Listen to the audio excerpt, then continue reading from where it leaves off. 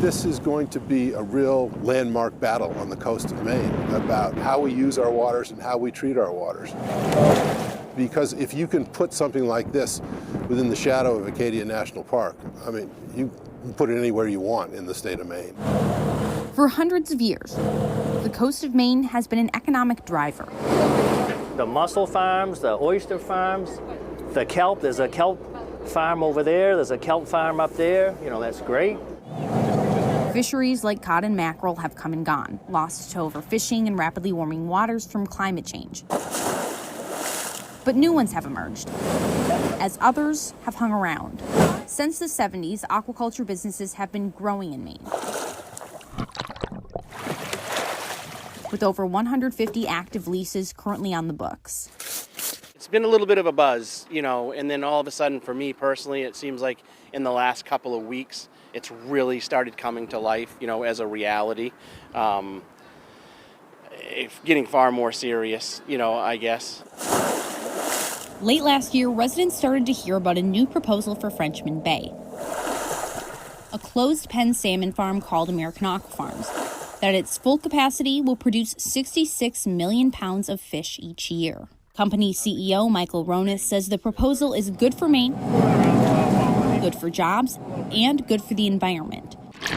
No longer will the U.S. have to rely on seafood caught in other countries and shipped overseas.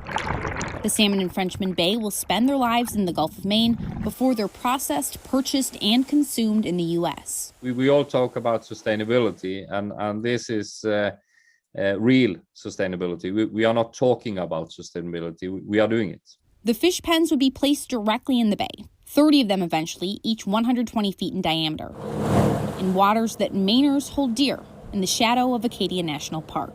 We have been up and down the coast of Maine, and it's the water quality, it's the depth, and it's the current, and also the fact that you need some shelter.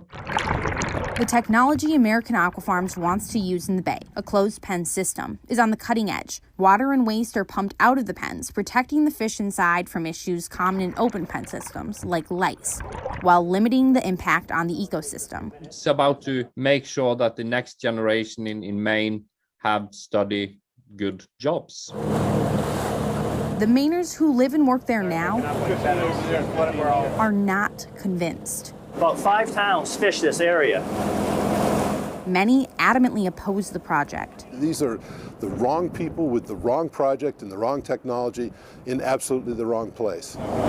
Their concerns are varied and plentiful, from losing fishing ground to what the project will actually look like. What if this isn't as great as they say it is, and we end up getting pollution or whatever from it, and it starts making our lobsters go down, or it starts killing the bottom? The noise of the generators alone is going to be echoed from the mountains and the hills and the cliffs. I don't think it's going to be unnoticeable.